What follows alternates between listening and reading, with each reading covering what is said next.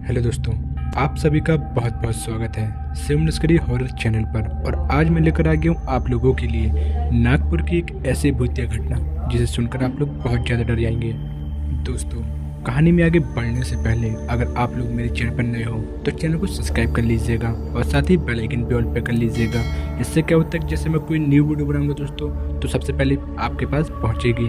तो चलिए दोस्तों, बिना देरी करते कहानी को शुरू करते हैं। दोस्तों, आज जो मैं आपको कहानी सुनाने जा रहा हूँ ये है रोहन की। रोहन नागपुर का रहने वाला है और इनकी उम्र 26 वर्ष है। दरअसल जो घटना मैं आपको बताने जा रहा हूँ वो इनके साथ नहीं हुई थी बल्कि इनके चाचा के साथ हुई थी सन 2002 में, और उन्होंने ही ये घटना मुझे बताई थी। तो साल 2002 में मेरे चाचा जी सिर्फ 25 साल के थे। तो उस समय मेरे चाचा जी अपने मम्मी पापा के साथ यानी कि मेरे दादा दादी के साथ नागपुर में रहते थे। तो बात यह है कि जवानी के दौर पे मेरे चाचा जी को शराब पीने की बहुत बुरी आदत थी। उन दिनों मेरे चाचा जी रोज़ शराब पीते थे। शराब की दुकान मेरे गांव से 5 किलोमीटर की दूरी पर थी।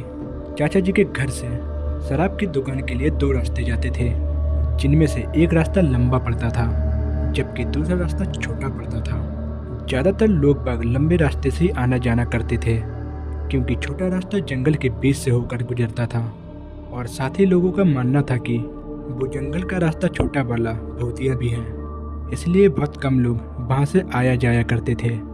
दिन के समय वहाँ से कुछ लोग निकल भी जाते थे, लेकिन शाम होते ही कोई भी इंसान उस छोटे रास्ते से नहीं गुजरता था। चाचा जी रोज पैसे लेकर उस शराब की दुकान पर जाते थे और शाम होने से पहले ही वो शराब पीकर वापस घर आ जाते थे। शराब पीकर चाचा जी लंबे रास्ते से ही घर आते थे क्योंकि छोटे रास्ते पर भूतिया होने वाली बात उन्हें भी पता थी। तो इसी तरह एक बार चाचा जी शराब पीने गए थे।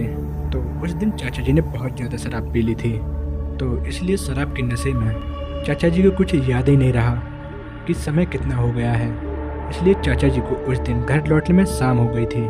उस समय तक अंधेरा होना भी शुरू हो गया था।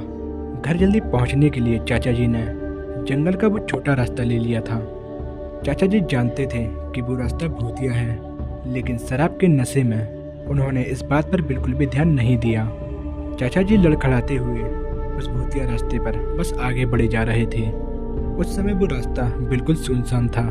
उस रास्ते पर दूर दूर तक कोई भी इंसान नहीं दिखाई दे रहा था। फिर कुछ दूर आगे चलने के बाद ही चाचा जी को अपने पीछे से कुछ आवाज़ आने लगी। वो आवाज़ किस चीज़ की थी चाचा जी समझ नहीं पा रहे थे, और नशे में होने की वजह से चाचा जी ने उस आवाज़ पर ज़्यादा ध्यान नहीं दिया। चाचा जी लड़खड़ाते हुए घर की ओर बढ़े जा रहे थे, पर तभी उन्होंने गौर किया कि उनके पीछे से आ रही वो आवाज़ धीरे धीरे तेज होती जा रही है। वो आवाज़ ऐसी थी कि जैसे कि कोई फुटबॉल धुड़कते हुए उनके पीछे आ रही हो। उस आवाज़ से चाचा जी को थोड़ी सी हैरानी भी हुई थी, लेकिन तब भी उन्होंने पीछे पलटकर नहीं देखा। वो बस अपने रास्ते पर आगे की ओर चलते रहे। फिर कुछ दूर चलने के बाद ही कोई अजीब सी चीज़ चाचा जी के पैरों के पास आकर टकरा गई। उस टक्कर से चाचा जी हैरान रह गए थे। वो सोच में पड़ गए थे कि ऐसी सुनसान जगह पर ऐसी कौन सी चीज़ है जो उनके पैरों से आकर टकरा गई।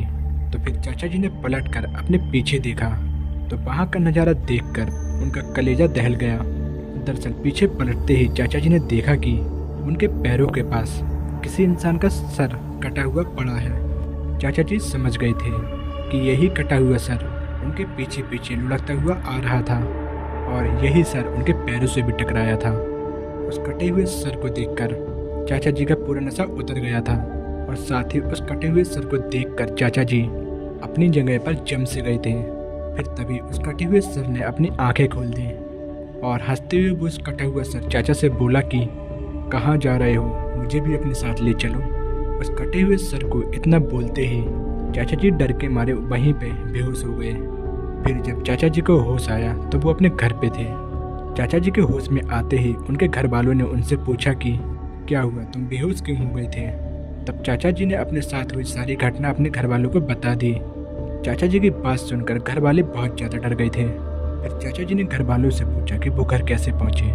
फिर चाचा जी के घर वालों ने बताया कि तुम्हें काफ़ी देर हो गई थी घर लौटते वक्त, तो तुम्हें ढूंढने के लिए घर के कुछ सदस्य उस शराब की दुकान तक गए थे जब तुम हमें उस शराब की दुकान पर नहीं मिले तो हम लोग उसी भूतिया रास्ते पर तुम्हें ढूंढने के लिए गए थे और वहीं पे हम लोगों ने तुम्हें सड़क पर बेहोश पाया था।